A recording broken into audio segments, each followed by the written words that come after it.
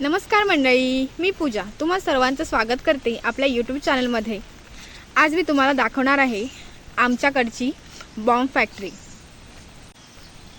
ही खरंच bomb factory आहे का?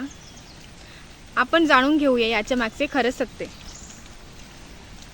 या कंपनीचं नाव आहे आयडल डिटोनेटर्स प्रायव्हेट लिमिटेड। ही कंपनी 1990च्या दशकात चालू होती। हे बघा, हे त्यांचे ऑफिसेस आहेत जे आता पूर्णपणे बंद पडून खंडर झालेले आहेत।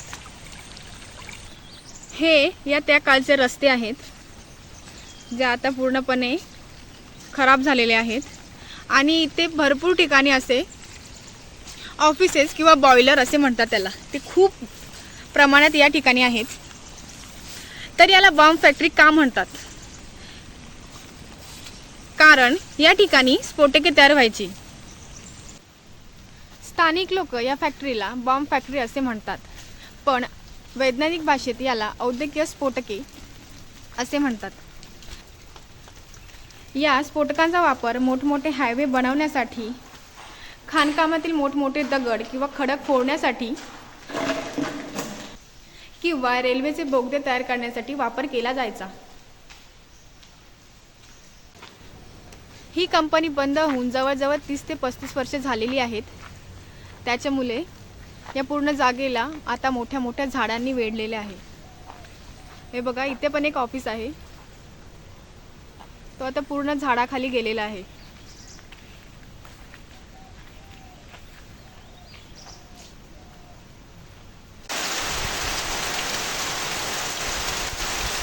हे आयडल कंपनीमधले ऑफिस आहेत।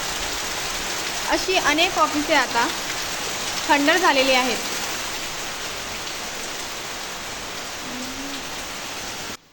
सुरक्षेच्या नियमानुसार जर भविष्यात कुठला मोठा अपघात झाला तर आजूबाजूच्या गावांना धोका होऊ नये म्हणून सरकारने या फॅक्टरीला तब्बल 500 एकर जागा दिलेली होती।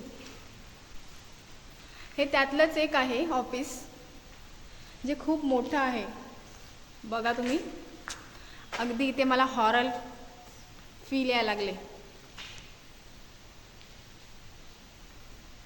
1990च्या काळात हा कारखाना पूर्णपणे सुरू होता, पण नंतरच्या काळात जशी जशी वस्ती वाढली, गावे जवळ आली, त्याच्यामुळे सुरक्षेच्या कायद्यानुसार हा कारखाना पूर्णपणे बंद करण्यात आला।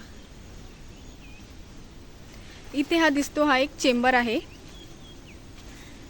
आधी याला चढण्यासाठी शिड्या असायच्या, सध्या ह्या शिड्या पण खाली बघा तुटलेल्या आहेत। मी लहान असताना नेहमी इकडे यायचे।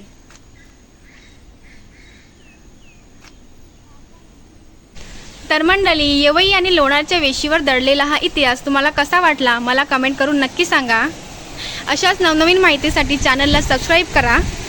भेटूया अशाच नवीन माहितीसोबत पुढच्या व्हिडिओमध्ये। तोपर्यंत काळजी घ्या। धन्यवाद।